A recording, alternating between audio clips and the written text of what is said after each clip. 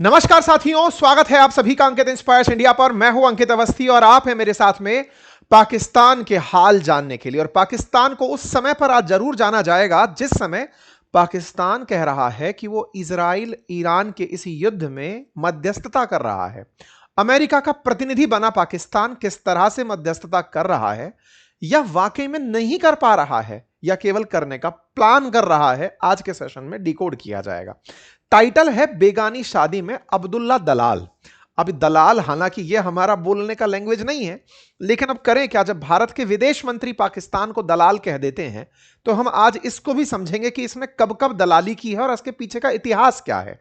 बेगानी शादी क्यों कह रहे हैं ये आप थोड़ी देर में जान जाएंगे। चलिए पहले ही बता देते हैं, इसलिए कह रहे हैं क्योंकि पाकिस्तान किसी भी तरह से कोई पार्टी नहीं है, लेकिन अमेरिका चूंकि अपनी तरफ से पाकिस्तान को प्रमोट किए चल रहा है कि बेटा हां तुम बहुत अच्छे हो, तुम करो, तो वो अपने आप को इस पूरी कहानी के अंदर नायक समझ रहा है। मुसीबत यह है कि जिनके बीच में युद्ध हो रहा है वो पाकिस्तान में हो रही तमाम बैठकों में हाजिर ही नहीं है। इंटरेस्टिंग फैक्ट यह है कि पाकिस्तान में तुर्की, मिस्र और सऊदी के विदेश मंत्री आए थे। दुनिया में पाकिस्तान ने एकदम कोहराम काटा कि देखो हम युद्ध रुकवाने जा रहे हैं। अच्छी बात है, दुनिया चाहती भी है कि युद्ध रुके, हम भी चाहते हैं, लेकिन ऐसे में जिनके बीच युद्ध हो रहा है, ना इजराइल वहां था, ना ईरान वहां था, ना अमेरिका वहां था, तीनों ही नहीं थे। फिर पाकिस्तान में ये लोग कर क्या रहे थे? इसी की वजह से हमने इसे बेगानी शादी कहा। अब्दुल्ला अब आप समझ ही चुके हैं, तो आइए आज के सेशन में इस पूरी कहानी को आगे लेकर चलते हैं। कल तक जहां जानकारी हमने आपके साथ साझा की थी वो जानकारी थी कि तेहरान टाइम्स ने हेडलाइंस डाली थी कि वेलकम टू हेल, अमेरिकी सैनिकों का उतरना मिडिल ईस्ट के अंदर, वेस्ट एशिया के अंदर चर्चा का विषय बना हुआ है। खाड़ी देशों के अंदर यहां पर अमेरिकी सैनिकों की संख्या में लगातार इजाफा हो रहा है। कल हमने आपको जानकारी दी थी कि खर्ग आइलैंड को लेकर अमेरिका बहुत जोर शोर से प्लानिंग कर रहा है। कल के जो सेशंस थे उसमें हमने आपको बताया था कि ईरान उनसे लड़ने के लिए अपनी पूरी तरह से बाहें चढ़ाकर बैठा हुआ है कि आओ और हम देखते हैं। इधर की तरफ तो अमेरिका तैयारी कर रहा है खर्ग आइलैंड पर जाकर हमला करने की, वहीं दूसरी तरफ पाकिस्तान यूएस और ईरान के बीच में मध्यस्थता वाली बातें करवाने की भूमिका की स्थिति में है कि आओ हम अमेरिका और ईरान के बीच में बातचीत करवाएंगे, हम बनकर के वो जगह आएंगे जहां पर ये लोग बातचीत कर सकें। बातचीत कराने वालों को मध्यस्थ कहा जाता है, बिचौलिया कहा जाता है, अंग्रेजी में इन्हें आर्बिट्रेटर कहा जाता है, लेकिन हमारे देश ने इन्हें दलाल कहा। इसके पीछे हमारा अपना इतिहास है, हम वो भी आपको यहां पर बताएंगे। कुल मिलाकर ट्रंप जिसकी तरफ मुड़कर देखे वो असल में पाकिस्तान था, और पाकिस्तान के खिलाफ, पाकिस्तान के प्रति इनका जो ये रवैया था वो कितना संदेहास्पद हो सकता है, या वर्ल्ड की पीस को लेकर के, वैश्विक अनिश्चितता को लेकर के कितना मजाकिया हो सकता है, वो आपको आज के सेशन में डिस्कशन के दौरान प्रतीत हो जाएगा। ईरान इस बात को किस तरह से ले रहा है वो अंत में, आज का जब ये सेशन खत्म होगा उस समय तक प्रतिक्रिया स्वरूप आपके सामने आ जाएगा। आगे बढ़े उससे पहले एक छोटा सा अनाउंसमेंट कर लेते हैं। कल बड़ी संख्या में आप ही के बीच में से बहुत सारे लोगों ने हमारा वेबिनार जो हम हर संडे फ्री में आयोजित कर रहे हैं आर्टिफिशियल इंटेलिजेंस को लेकर के, वो ज्वाइन किया था। अब जो कल नहीं ज्वाइन कर पाए थे या फिर और ज्वाइन करना चाहते हैं, कुछ लोग ऐसे भी होंगे जो फर्दर अपडेटेड रहना चाहते हैं, उनके लिए इस रविवार को, आने वाले जो कमिंग रविवार है, इस पर हम वेबिनार करने जा रहे हैं।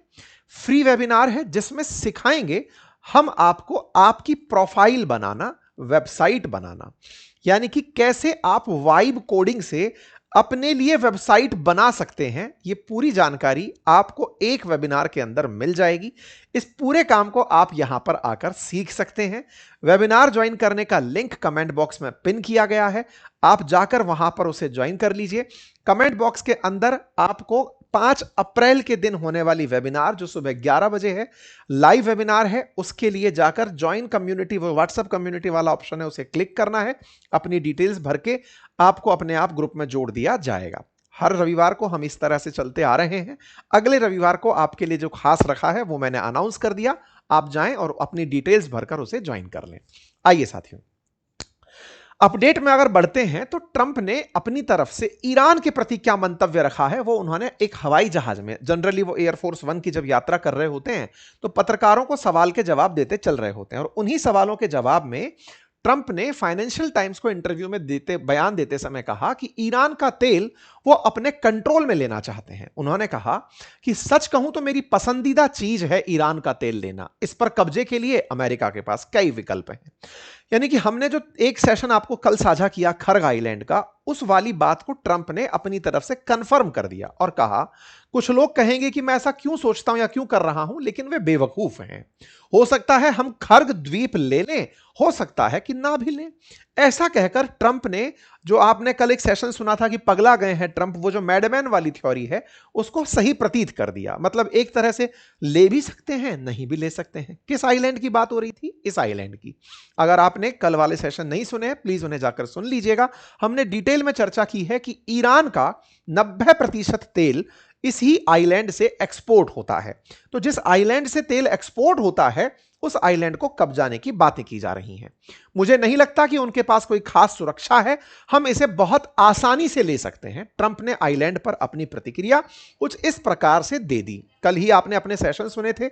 आज के दिन सुबह 30 मार्च के दिन सुबह सुबह के आप ये न्यूज सुन रहे हैं जो मैं आपके साथ साझा कर रहा हूं। इन्होंने अपनी तरफ से जानकारी पूरी तरह कंफर्म कर दी।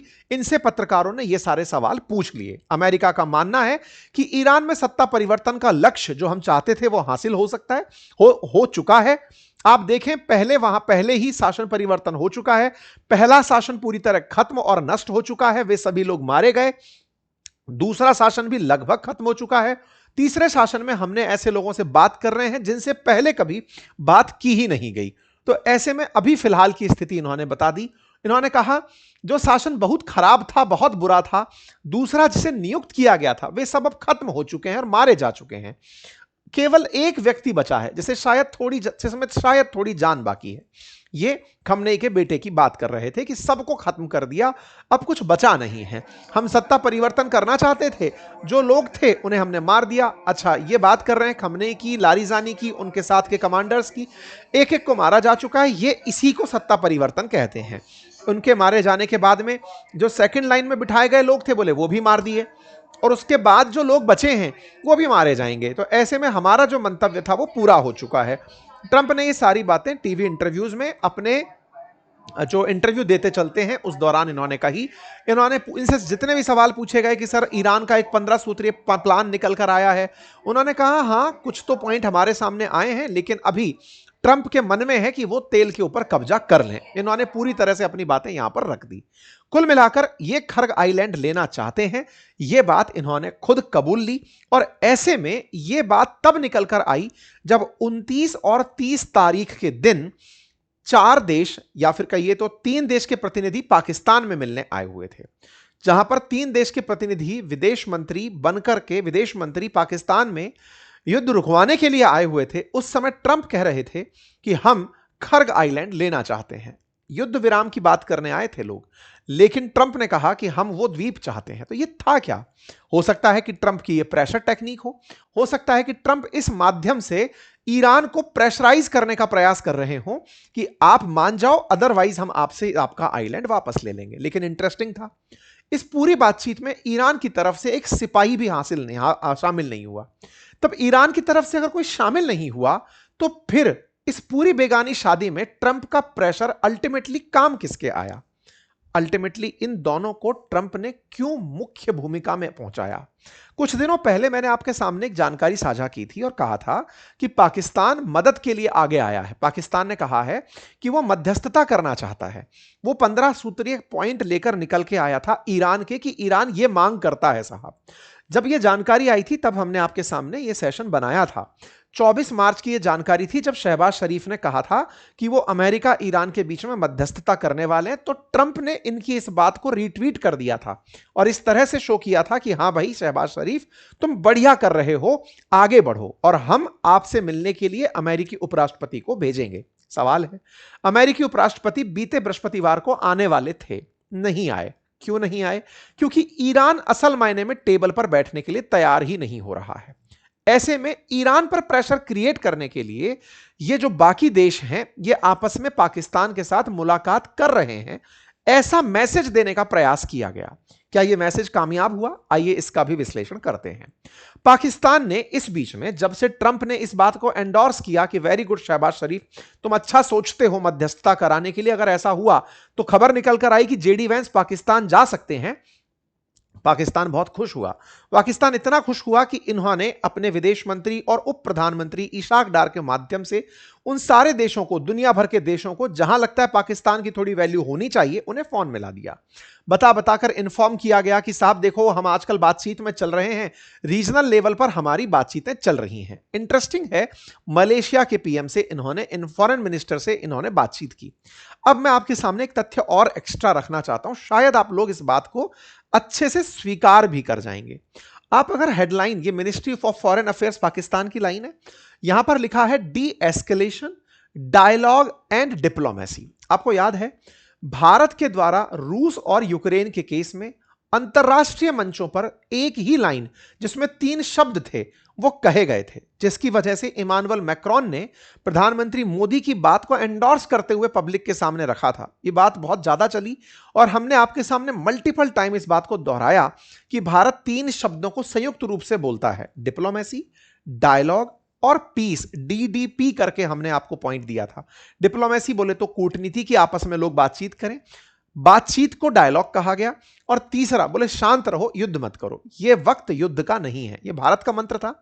इसी मंत्र को पाकिस्तान ने कॉपी कर लिया है। पाकिस्तान अब यही डायलॉग और डिप्लोमेसी हर अपने ट्वीट में चिपका रहा है, लोगों को कह रहा है कि अल्टीमेटली डिप्लोमेटिक एफर्ट्स करने होंगे और डिप्लोमेसी करनी होगी। हर जगह वो डिप्लोमेसी और डायलॉग की बात को उठा उठाकर और पीस की बात को उठा उठाकर चिपका रहा है। तो पहला नकल तो पाकिस्तानियों का विदेश नीति में यह निकल कर आया। दूसरा नकल सुनिए साहब, आपको याद है ऑपरेशन सिंदूर के समय भारत ने जो भी काम करना था, एक्शन पाकिस्तान पर लेना था, उससे पहले हमने विदेश के तमाम देशों को सूचित किया था कि साहब हमारे यहां पर ऐसे ऐसे पहलगाम में आतंकी हमला हुआ है और हम लोग ये एक्शन लेने जा रहे हैं, ताकि दुनिया को विदित रहे कि हम लोग कुछ सोच रहे हैं। पाकिस्तान ने बकायदा बिल्कुल वही नकल करते हुए, जो इस युद्ध में पार्टी नहीं है, उन देशों को भी फुनिया दिया गया और स्टेटस पर डाल दिया गया कि सुनिए साहब, हमने तुर्की को फोन कर दिया है, हमने मलेशिया को फोन कर दिया है, हमने जॉर्डन को फोन कर दिया है, सबको इंफॉर्म कर दिया कि साहब हम कुछ करने जा रहे हैं।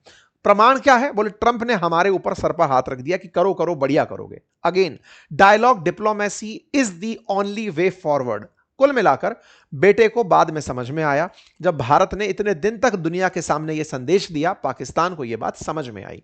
पाकिस्तान इसी बात को लेकर के आगे निकला, पर वही वाली बात है, अधूरा आगे लेकर के निकला। इसने बकायदा यूएन तक को सूचित कर दिया कि सर देखिए, हम एक बातचीत आयोजित कराने जा रहे हैं और इस बातचीत में सऊदी अरेबिया, तुर्की और इजिप्ट, इन तीनों के प्रतिनिधि हमारे पास आ रहे हैं। कौन सी तारीख को आ रहे हैं? 29 और 30। आज क्या तारीख है? 30 तारीख। 30 तारीख खत्म नहीं हुई है। 29 और 30 तारीख को ये लोग इस्लामाबाद विजिट करने आ रहे हैं। बोले बहुत बढ़िया साहब। इस पूरी बात को मैसेज के रूप में इन्होंने 28 तारीख को पेस्ट कर दिया। ये लीजिए साहब, 28 तारीख की रात का, यानी कि 29 तारीख और 30 तारीख को बैठकें होनी है, तो 28 की रात 11 बजे ये लोग पहुंच जाते हैं कि चलो भाई 29 को अब मीटिंग शुरू होगी। यहां पर आप फॉरेन मिनिस्टर इजिप्ट के आए हुए देख लेते हैं, आप तुर्की के आए हुए विदेश मंत्री को देख लेते हैं, और यहां पर जब ये लोग पहुंचते हैं तो 29 तारीख को ही मोहम्मद इशाक डार ने फॉरेन मिनिस्टर ऑफ ईरान के साथ टेलीफोनिक बातचीत करी कि साहब हम लोग ऐसी ऐसी बातचीत करने जा रहे हैं और आप लोगों को इन्फॉर्म किया जा रहा है कि अल्टीमेटली रीजनल शांति और पीस एंड स्टेबिलिटी सबसे ज्यादा जरूरी चीज है। अब साहब ये सारे देश जो बैठकर बात कर रहे हैं, इनमें ईरान का प्रतिनिधि नहीं है। जिस तरह से दुनिया भर के राजनेताओं को सूचित किया गया, ऐसे इनको भी सूचित कर दिया गया विदेश मंत्री के नाते कि हम लोग बैठक कर रहे हैं, बातचीत कर रहे हैं। चलिए साहब, ये बातचीत की तस्वीरें हैं। पाकिस्तान के अंदर सभी विदेश मंत्रियों से बातचीत होती है। ये सऊदी वाले हो गए, तुर्की वाले हो गए, इजिप्ट वाले हो गए। आपके दिमाग में प्रश्न आएगा कि इजिप्ट कहां से एंट्री कर गया? इजिप्ट केवल इसलिए क्योंकि ट्रंप ने बोर्ड ऑफ पीस की बैठक को काहिरा में इजिप्ट के अंदर आयोजित करवाया था। तब से यह लगता है कि हां भाई, मुसलमानों के ओआईसीओ के देशों में मिस्र नामक एक देश भी कुछ महत्व रखता है। अदरवाइज अब तक इस पूरे वेस्ट एशिया के कन्फ्लिक्ट से उसे दूर ही रखा गया था, उसका कोई महत्व नहीं था, लेकिन अचानक उसकी वैल्यू बढ़ गई। इसके पीछे की स्ट्रेटेजी है, अगर आप वो समझेंगे तो आप जानेंगे कि जो गाजा वाला पोर्शन है, जिसकी आप लोग इन एक महीने से कोई खबर ही नहीं सुन रहे हैं, इजराइल ने गाजा के साथ जो किया या गाजा के अंदर जो हालात बने, जिसको ट्रंप पूरी तरह से खाली करके अपना प्लॉट कब्जाने के लिए लगे हुए थे, गाजा में बैठे हुए जो फिलिस्तीनी हैं उन्हें भगा करके उसकी सफाई करके पूरा रिकंस्ट्रक्शन करने के लिए बोर्ड ऑफ पीस का जो निर्माण किया गया था राफा बॉर्डर पर। वो राफा बॉर्डर असल में इजिप्ट से कनेक्ट होता है, तो ये इजिप्ट को इसीलिए इज्जत देते चल रहे हैं ताकि तुम वहां से जब हम फिलिस्तीनियों को निकालकर तुम्हारे देश में भेजें तो उन्हें चुपचाप स्वीकार कर लेना। कारण यह रहेगा कि तुम्हें हमने इतनी इज्जत दी है, अंतरराष्ट्रीय मंचों पर तुम्हें बुलवाने भेजा है। तो साहब एक तरीके से ये लोग चलकर आए। सऊदी अरब क्यों आया ये तो ट्रंप खुद ही बता चुके, अब मैं बार बार वो शब्द और अश्लील भाषा का इस्तेमाल नहीं कर सकता जो ट्रंप ने सऊदी के लिए कहे थे। बहुत ही भद्दे थे, मतलब इतने भद्दे कि शायद सऊदी के इतिहास में आज तक इस तरह की बेइज्जती उनके प्रिंस की किसी ने नहीं की होगी।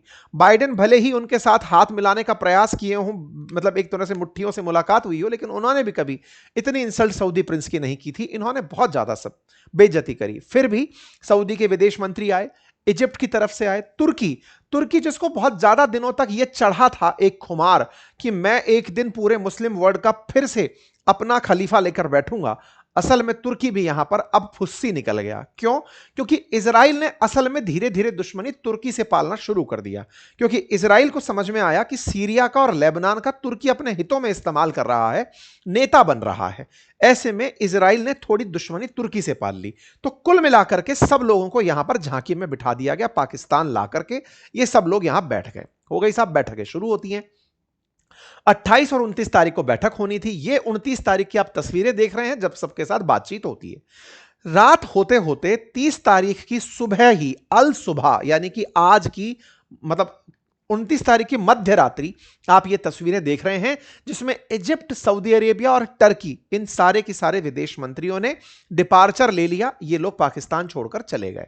तारीख थी 29 और 30 मीटिंग की, लेकिन ये लोग 29 की ही मध्य रात्रि को निकलकर चले गए। कयास लगाए गए कि यह मीटिंग बेनतीजा रही, इसका कोई फायदा निकलकर नहीं आया। यह पाकिस्तान के विदेश मंत्रालय की तरफ से आया स्टेटमेंट है जिसमें इन्होंने बातचीत की। बस यह पता चला ईरान ने इनको किसी भी प्रकार से एंडोर्स नहीं किया, इनकी बात को नहीं सुना, ना ही अपना कोई प्रतिनिधि भेजा और ना ही इनकी बातों को माना। आप पूछेंगे कि सर ये तो बेइज्जती है। बिल्कुल, ये बेगानी शादी है। किसी को पता ही नहीं कि अल्टीमेटली इनने बातचीत क्यों करी। युद्ध रुकवाना है तो जिनके बीच युद्ध है उनको तो बुलाओ। ना इजराइल यहां था, ना अमेरिकी प्रतिनिधि यहां था, ना ईरान यहां था। तो आपस में जो लोग बैठकर बात कर रहे थे उनका क्या मतलब था, लेकिन वो बातचीत किए। इसीलिए मैंने आपको इसमें बेगानी शादी नाम शब्द यूज किया। खैर, फिलहाल के लिए पाकिस्तान ने अपनी तरफ से इन सभियों को कहा, सभी देशों को कहा कि आने वाले समय में अमेरिका पाकिस्तान को ईरान के साथ बातचीत के लिए मध्यस्थ के रूप में चुन सकता है। इसीलिए आप सब लोग मुझे इज्जत देते रहें। चलिए कोई बात नहीं, बढ़िया हुआ, पाकिस्तान को इज्जत मिली। लेकिन पाकिस्तान की ये जो इज्जत है वो इन्हें बहुत अखर रही है। आपको याद होगा कि सऊदी अरब ने पाकिस्तान के साथ एक डिफेंस पैक्ट किया था, याद होगा, जिसमें कस्में खाई थी कि अगर सऊदी पर हमला होगा तो पाकिस्तान साथ खड़ा होगा और पाकिस्तान पर हमला होगा तो सऊदी साथ खड़ा होगा। दोनों ही अपने अपने जो मित्रता के वादे हैं वो तोड़ चुके हैं। पाकिस्तान पर खूब सारा अफगानिस्तान ने हमला किया, ये कुछ नहीं साथ में निभाने आए। शुरुआत इनने की थी, जब सऊदी पर हमला ईरान ने किया तो ईरान की मदद, तो ईरान के खिलाफ पाकिस्तान निकलकर सामने नहीं आया। कुल मिलाकर इनके डिफेंस पैक्ट की सारी पोल पट्टी खुल गई और इस पोल पट्टी के पीछे असली वजह निकली क्योंकि पाकिस्तान इन दोनों में से पक्ष नहीं ले पा रहा था कि मैं ईरान के साथ जाऊं कि सऊदी के साथ जाऊं। सऊदी पैसा देता है ईरान को, यह सत्य है, लेकिन पाकिस्तान में इन दिनों प्रो ईरान सेंटीमेंट है, एंटी अमेरिका सेंटीमेंट बन रहा है। ऐसे में ईरान के पक्ष में जो माहौल है, इसके चलते पाकिस्तान के अंदर लिखा जा रहा है कि सऊदी के साथ पैक्ट करके हमने प्रॉब्लम कर ली। हमें सऊदी से पैक्ट नहीं करना चाहिए था, हम पैसों के लिए सऊदी से पैक्ट कर लिए, लेकिन ना तो सऊदी ने हमें पैसे दिए और हमें ईरान के खिलाफ और खड़ा कर दिया। हम कोई बयान भी नहीं दे पा रहे, हम ईरान के समर्थन में भी बयान नहीं दे पा रहे। कारण, क्योंकि पाकिस्तान में लगभग 15 से 20% शिया मुसलमान है। ईरान के बाद दूसरा अगर सबसे अधिक शिया मुसलमान कहीं रहता है तो वो पाकिस्तान है। ऐसे में भी पाकिस्तान ईरान के समर्थन में कोई प्रवचन नहीं दे पाया, समर्थन में कोई वादा नहीं कर पाया। रीजन, क्योंकि ट्रंप ने इन्हें बढ़िया से दबा कर रखा था। यह मैंने आपको पहले भी कहा था कि असल में अमेरिका ने बड़ा स्ट्रेटेजिकली पाकिस्तान का इस्तेमाल किया है। उन्हें पता था कि इस पूरे मुस्लिम वर्ल्ड में इकलौता न्यूक्लियर कैपेबल स्टेट यही है, और कुछ नहीं। अगर ये केवल न्यूसेंस पैदा करने के लिए उत्पन्न हो जाए, खड़ा हो जाए कि भाई मैं साथ खड़ा हूं इस देश के, अगर इस पर एक भी हमला हुआ तो मैं न्यूक्लियर बॉम्ब चलाऊंगा, अगर इस तरह का एक बार भी बयानबाजी दे दिया जाए तो हो सकता है अमेरिका पीछे हटे, हो सकता है इजराइल हमला करने से रुके, लेकिन ये ईरान के खिलाफ बयान ना दे पाए। इसीलिए सऊदी और इनके बीच का डिफेंस पैक्ट इनके लिए एक मुसीबत बना। यहां पर ये ईरान के समर्थन में बयान नहीं दे पा रहे, कारण बहुत सारे निकल कर आए कि अगर बयान दे दिया उसके समर्थन में तो फिर डिफेंस पैक्ट जो है वो अपने आप में गले की हड्डी बन जाएगा। अमेरिका ने बड़ा स्ट्रेटेजिकली इनको दबा के इनका इस्तेमाल कर लिया। कुल मिलाकर के पाकिस्तान के द्वारा किए गए प्रयासों को ट्रंप रीट्वीट करके दुनिया के सामने दिखाते जरूर रहे, लेकिन पाकिस्तान अपनी लोकेशन की वजह से जरूर एक बार चर्चा में रहा हो, लेकिन ट्रंप ने इनका भरपूर दोहन किया, जैसा वो अब तक करते आए हैं। और ट्रंप ने इस बात को भी खुलेआम, कल जब मैंने आपको इसी चैनल पर एक सेशन में बताया था कि ट्रंप कहते हैं कि वो उन लोगों के साथ पसंद करते हैं, उन लोगों के साथ रहना पसंद करते हैं जो लूजर हैं, उन्हें सक्सेसफुल लोगों से नफरत है। तो यह बात समझने में ज्यादा दिक्कत भी नहीं आई। कल हमने डिटेल में उनके इस बयान का विश्लेषण किया था कि ट्रंप का अपना मानना है कि लूजर्स के साथ रहो तो उनकी बातें, वो आपकी बातें सुनते हैं और वो सही से सुनते हैं, और ये बात सच भी है। ट्रंप जब भी भाषण देते हैं कि मैंने 8 युद्ध रुकवा दिए, इतने मिलियन लोगों की जान बचा ली, तो असल में जो हारने वाला देश था दैट इज पाकिस्तान। ऑपरेशन सिंदूर में जिसका बहुत नुकसान हुआ, अगर पाकिस्तान अमेरिका के साथ बैठा और ट्रंप अपनी शेखी भगार रहे हैं तो ये बिल्कुल जी जहां पना ही कहेंगे, ये कुछ कह नहीं पाएंगे। और हुआ भी यही। पाकिस्तान ने अमेरिका के राष्ट्रपति ट्रंप के लिए नोबेल पीस पुरस्कार तक की मांग कर ली थी, जो दुनिया ने देखा। ये खुद इनके सामने बोलने लगे थे कि ट्रंप ये तो आप थे जिसने इतने लोगों की जान बचा ली। तो स्वाभाविक है कि ट्रंप का जो कहना है और उनका जो करना है वो बिल्कुल सही जगह जा रहा है, उसमें हमें कोई अतिशयोक्ति अलंकार नहीं है। लेकिन भारत का एक बयान इस पूरी मीटिंग के दौरान जब विदेश मंत्री से पूछा गया कि साहब पाकिस्तान कुछ ऐसा करने की बातें कर रहा है, इस पर विदेश मंत्रालय की तरफ से, विदेश मंत्री की तरफ से कहा कि not a Dalal nation like Pakistan. इन्होंने भारत के बारे में कहा कि हम लोग कोई दलाल नहीं है पाकिस्तान की तरह। जब यह बात निकल कर आई तो इसका मतलब यह हुआ कि इसका मतलब वो ट्रेडिशनल दलाल है। आज की बात नहीं है कि वो आज नया नया निकला है, इसका कुछ इतिहास है। तो आइए आज मैं आपको उसका इतिहास भी बताता हूं। असल में साथियों, अगर आप लोकेशन देखें तो भारत की खुद की लोकेशन दुनिया में बड़ी स्ट्रेटेजिकल है। भारत पूरी तरह से इंडियन ओशन के अंदर एक पावर सेंटर है, और जब भारत और पाकिस्तान एक हुआ करते थे तब यह समझ में आ सकता है आपको कि ये मतलब पश्चिम देश, ये देश जो हैं, वेस्ट एशिया के जो देश हैं, सॉरी यूरोप के जो देश हैं, पश्चिम के जो देश हैं, उनके लिए कितना मायने रखता होगा। ऐसे समझिए, शीत युद्ध के बाद से, यानी सेकेंड वर्ल्ड वॉर के बाद से, अमेरिका का सबसे बड़ा दुश्मन शुरुआत में जो रहा, इवन मैं ये कहूंगा कि वर्ल्ड वॉर 2 के बाद से, शीत युद्ध का बाद का बात अलग करेंगे, दो अलग अलग फेज लेते हैं। वर्ल्ड वॉर 2 के बाद से अगर अमेरिका का दुश्मन नंबर 1 अगर कोई रहा तो वो था सोवियत रूस। साथियों, सोवियत रूस 1991 में 15 देशों में टूट गया था। वो 15 देश थे ये वाले, देखो इधर, ये यहां पर आपको दिखाई दे रहा है, किर्गिस्तान, उज्बेकिस्तान, तुर्कमेनिस्तान, कजाकिस्तान। ये जो मिडिल ईस्ट या मिडिल एशिया के जो देश हैं, सेंट्रल एशिया के जो देश हैं, ये सारे देश कभी सोवियत रूस का हिस्सा हुआ करते थे। अर्थात 91 तक सोवियत रूस बिल्कुल पाकिस्तान तक आया हुआ था। मतलब अफगानिस्तान पाकिस्तान के बीच में हल्का सा अगर एरिया हटा दिया जाए तो पाकिस्तान जो है ना, वो बिल्कुल सोवियत रूस के किनारे पर अड़कर बैठा था। ठीक इसी प्रकार से 1991 के बाद से दूसरा पावर सेंटर जो बना, क्योंकि शीत युद्ध खत्म हुआ, कोल्ड वॉर 1991 में खत्म हुआ, उसके बाद दुनिया का दूसरा पावर हाउस बनकर के आया चाइना। चाइना की भी जो लोकेशन है वो बिल्कुल पाकिस्तान से एडजॉइनिंग है। आज पाकिस्तान ऑक्यूपाइड कश्मीर जो है वो पाकिस्तान के साथ साथ चाइना का बॉर्डर बनाता है। ऐसे में सी पैक का, यानी चाइना पाकिस्तान इकोनॉमिक कॉरिडोर का, इन दोनों के साथ होकर गुजरना यह दर्शाता है कि पाकिस्तान पहले सोवियत रूस के मामले में काम का रहा और बाद में चाइना के रूप में काम का रहा। ऐसी स्थिति में पाकिस्तान हमेशा से अमेरिका के लिए बेहद पसंदीदा जगह रही। यही कारण है कि कहा जाता है कि अमेरिका ने कुछ गुप्त रूप से न्यूक्लियर बॉम्ब पाकिस्तान में भी छुपाकर खुद के रखे हुए हैं। अब इसमें कितना सच है कितना नहीं पता, लेकिन यह कहा जाता है, कॉन्स्पिरेसीज हैं। खैर, फिलहाल के लिए अगर हम पाकिस्तान की लोकेशन समझ गए हों तो अब यह क्लियर होता है कि इस पूरे वेस्ट एशिया में जो भी माहौल बना हुआ है उसका डिस्कशन पॉइंट भी पाकिस्तान में ही रखा जा सकता है। कारण है क्योंकि इसके अलावा एक देश और हुआ करता था, कतर, लेकिन उसके पर कतर दिए गए ईरान के द्वारा। उसने इतने यहां पर छेद किए कि अब ईरान खुद यह मानता है कि कतर अब कई दिनों तक वापस उठ खड़ा नहीं होगा। इसकी रिफाइनरी हो, एलएनजी रिफाइनरी हो, एलपीजी हो, सब पर इसने बहुत नुकसान पहुंचा दिया।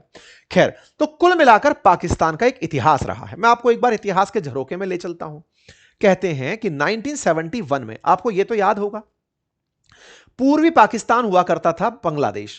पूर्वी पाकिस्तान जो है ना, बांग्लादेश जो है ना, पहले पूर्वी पाकिस्तान हुआ करता था। ये दोनों हिस्से पाकिस्तान के थे। उस समय 1971 से पहले इस वाले पाकिस्तान यानी पश्चिमी पाकिस्तान के द्वारा पूर्वी पाकिस्तान में बड़ी यातनाएं दी जाती थी। उन यातनाओं के खिलाफ ये नहीं बोलेंगे। कौन नहीं बोलेंगे? अमेरिकी लोग नहीं बोलेंगे। अमेरिका उन यातनाओं पर कोई प्रतिक्रिया नहीं देगा। ये एक डील हुई। डील थी कि अमेरिका पाकिस्तान के द्वारा पूर्वी पाकिस्तान में जो लोगों के साथ बर्ताव किया जा रहा है उस पर कोई बयान नहीं देगा। उस समय अमेरिकी राष्ट्रपति रिचर्ड निक्सन ने कमिटमेंट दे दिया। पर बदले में क्या मांगा? बदले में मांगा कि तुम चाइना से हमारी बातचीत करवाओगे। अच्छा, उस समय माओ का शासन हुआ करता था चाइना में, माओ जेडोंग, जो कि चाइना के अंदर माओवाद के प्रचारक रहे, जिसके चलते माओवाद दुनिया भर के अंदर चर्चा में आया। चाइना के अंदर नीति निर्माताओं में जिसकी विचारधाराओं को सबसे ज्यादा क्रांतिकारी या फिर अस्थिरतावादी माना जाता है, उनमें माओ का नाम आता है। कहते हैं कि चाइना के साथ अमेरिका के रिश्ते सेकेंड वर्ल्ड वॉर के बाद से बेहद खराब थे। थोड़ा सा इस दिशा में भी मैं आपको ले चलता हूं।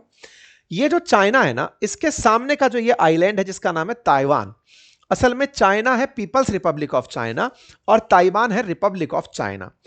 चाइना के बहुत सारे लोग जो कि माओ के खिलाफ थे या फिर चाइना की वर्तमान सरकार के खिलाफ थे, क्विन डायनेस्टी के, वो लोग निकल करके ताइवान में आकर सेटल हो गए थे। ताइवान को उन्होंने रिपब्लिक ऑफ चाइना नाम दिया था। इसमें दोनों ही देश चाइना शब्द यूज कर रहे थे, पीपल्स रिपब्लिक ऑफ चाइना और रिपब्लिक ऑफ चाइना। चाइना में से किसको चाइना माना जाए, यह अमेरिका ने डिसाइड किया सेकेंड वर्ल्ड वॉर के बाद ताइवान को मानने का, कि हम ताइवान को चाइना मानेंगे, इसको हम कुछ मानेंगे ही नहीं। जबकि इतना बड़ा एरिया, इतना सारा जनसंख्या का केंद्र, इतनी सारी सामरिक रूप से सक्षम देश, इसको अमेरिका ने इग्नोर कर दिया कि सेकेंड वर्ल्ड वॉर के बाद हम तुम्हें इज्जत नहीं देंगे, चलो कोई बात नहीं, हम ताइवान से रिश्ता रखेंगे। लेकिन चाइना धीरे धीरे तेजी से ऊपर उठता आ रहा था। अमेरिका को यह समझ में आ चुका था कि ताइवान की जगह हमें चाइना के साथ मित्रता करनी ही होगी। इसके लिए पाकिस्तान को दलाल के रूप में चुना गया। इससे कहा गया कि तुझे दलाली करनी होगी हमारे किसिंगर नाम के जो एनएसए हैं। आपको याद होगा, अक्सर हम किसिंगर का बयान कोट करते हैं जिसमें वो कहते हैं कि अमेरिका का कोई परमानेंट दोस्त नहीं, परमानेंट शत्रु नहीं, होते हैं तो अमेरिका के केवल स्वार्थ। वो ओपनली इस बात को बोलते हैं। ऐसे में अमेरिका ने पाकिस्तान का इस्तेमाल किया। किसिंगर यहां पर आए, उन्हें यहां से एक फ्लाइट में बिठा करके चाइना ले जाया गया। चाइना जाकर के उन्होंने माओ की टीम से, उनके जो क्विन थे उनसे बात की और यहां पर बात करके तय किया कि 1971 के अंदर रिचर्ड निक्सन चाइना की यात्रा पर जा सकते हैं। उस 71-72 के दौर में ही पाकिस्तान और भारत झगड़ रहे थे। उसी दौर में ही बांग्लादेश का निर्माण हो रहा था। उसी समय पर रिचर्ड निक्सन ने इंदिरा गांधी जी के साथ गलत बर्ताव किया था, मतलब काफी सारी भद्दी टिप्पणी की थी और वो पाकिस्तान के साथ आकर खड़े हो गए थे। रिचर्ड निक्सन को एज इट इज कॉपी कर रहे हैं ट्रंप, ऐसा लगता है, क्योंकि ट्रंप भी मैडमैन है बिल्कुल निक्सन की तरह, और यहां पर पाकिस्तान को फिर से इस्तेमाल कर रहे हैं ट्रंप, जैसे निक्सन ने किया था। पाकिस्तान को फेवर दिया गया। पाकिस्तान की तरफ से यह कहा गया कि अगर तुमने यहां पर, हम इंटरनेशनली तुम्हें कंडेम नहीं करेंगे और तुम्हारा भारत के साथ युद्ध होगा तो तुम्हारा साथ देंगे। इन दो संतुष्टियों के साथ इन्हें यहां से बातचीत के लिए भेजा गया। पाकिस्तान दलाल बना।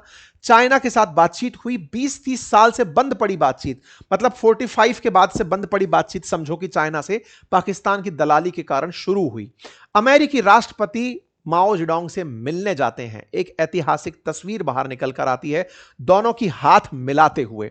यह तस्वीर का जो केंद्र था वो असल में यही था कि इस पूरी कहानी के रचनाकार ये रहे माओ और ये रहे रिचर्ड निक्सन। इनकी जो मुलाकात है असल में ये पूरी तरह से फरवरी 1972 में करवाई गई थी, इसे हैंडशेक इवेंट कहा गया, यह पाकिस्तान की ही दलाली से करवाई गई थी। उसने अपने ही लोगों को बेच दिया था।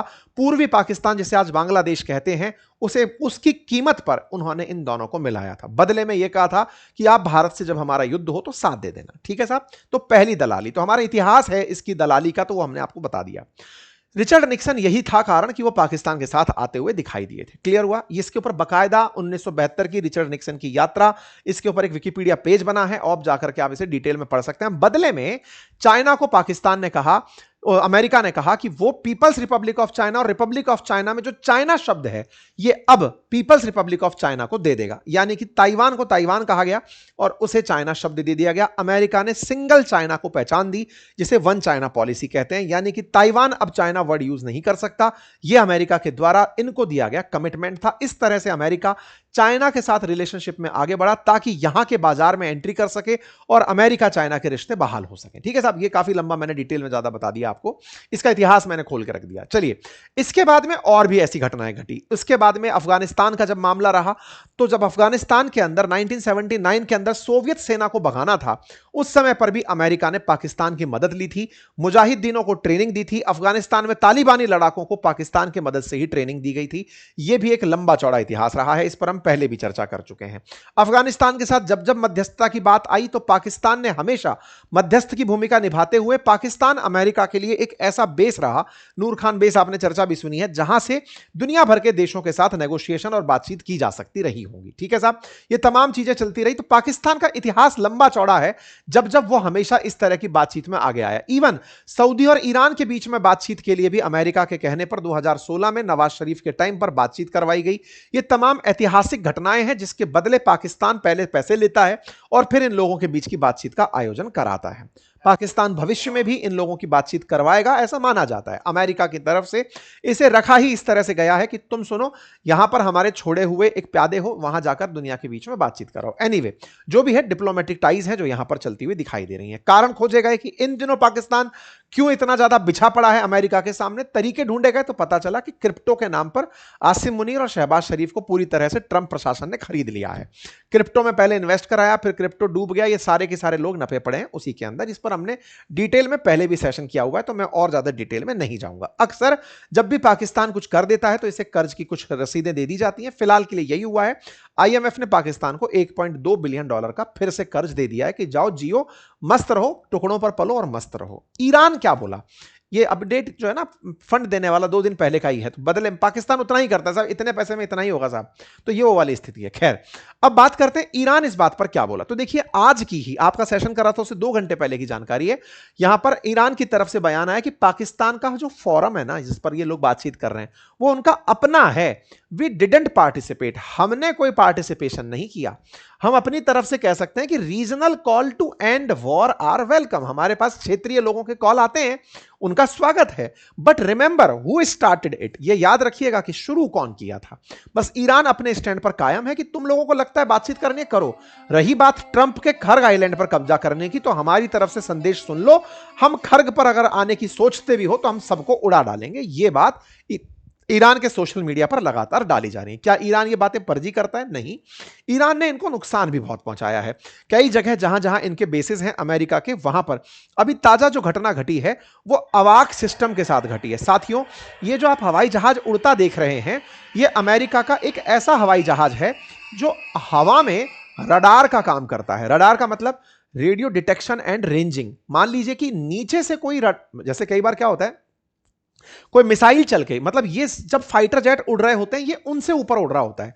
अमेरिकी राष्ट्रपति जब चल रहे होते हैं तो ये उनसे ऊपर चल रहा होता है कि कहीं कोई मिसाइल इनकी तरफ तो नहीं आ रही। तो ये रडार की भूमिका में पूरी तरह देखता चलता है कि कहीं कोई हमला तो हमारे फाइटर जेट्स पर नहीं हो रहा। ईरानियों ने इसी को मार दिया। मतलब ये अपने आप में ये घटना घटी जो अमेरिका के लिए एक शर्मनाक घटना कहलाई। ईरानियों ने इसी जहाज को, जो कि मिडिल ईस्ट के अंदर, वेस्ट एशिया के अंदर तैनात किए गए थे, उनमें से एक जहाज इनके द्वारा मार दिया गया, जिसकी कीमत $700 मिलियन बताई जाती है। अवाक सिस्टम दुनिया को अमेरिका यही कहकर बेचता है कि अगर दुनिया पर नजर रखनी है तो हमारी बाज की आंख अवाक है, उसे ले लो। इन्होंने आंख फोड़ दी। सऊदी के बेस पर ही इन्होंने इसके 2 टुकड़े कर दिए। ये अपने आप में सऊदी बेस पर किया हमला था।